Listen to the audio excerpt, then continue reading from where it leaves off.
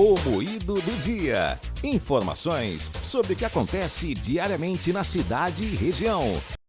O TDAH é um transtorno do neurodesenvolvimento que costuma aparecer ainda na infância e acompanha o indivíduo por toda a vida, não tendo cura e necessitando de um acompanhamento terapêutico para um melhor desenvolvimento do paciente. Sobre esse tema, eu converso agora com a psicóloga especialista em transtorno do espectro autista, em análise do comportamento e do comportamento aplicada e diretora do Instituto Dimitri Andrade, Frínia Andrade. Bom dia, Frínia. Seja bem-vinda ao Jornal da Cidade.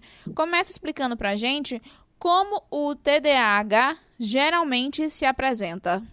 Bom dia, Carla Nogueira. É um prazer estar com você.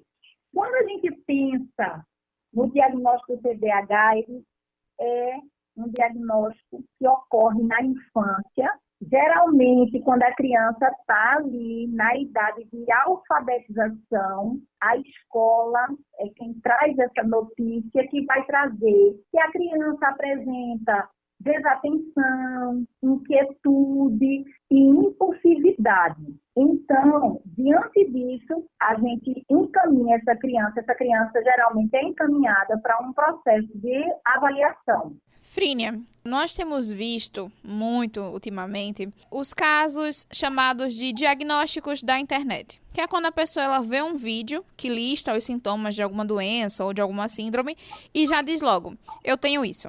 Qual a importância de um diagnóstico feito por um profissional qualificado? O especialista, ele lida diariamente com essa nuance comportamental. Então, há também uma precipitação da comunidade, do senso comum, ver aquela criança que se movimenta demais, que brinca. É importante as pessoas lembrarem que criança precisa brincar, precisa se movimentar. E o TDAH não é uma inquietude normal da infância. Essa pessoa ela pode apresentar distúrbio do sono. Quando ela está sentada, mesmo assistindo televisão, ela fica com a síndrome da perna inquieta. Ela relata, porque não tem nada a ver com déficit cognitivo. Então, a própria criança relata que quer se concentrar, que quer parar, mas não consegue controlar o corpo. Não é uma coisa simples. E, Frínia, qual a importância do acompanhamento de um profissional quando a pessoa ela tem esse diagnóstico? Qual a importância desse acompanhamento durante toda a vida? A gente pensa que é um transtorno que vai seguir por toda a vida. Há necessidade de ingerir os medicamentos, então precisa acompanhar, precisa avaliar o progresso, porque com a intervenção, com as terapias e com o medicamento, a gente espera uma melhora significativa no quadro de desatenção, ou seja, essa criança vai passar a se concentrar. Se ela se concentra, ela vai aprender.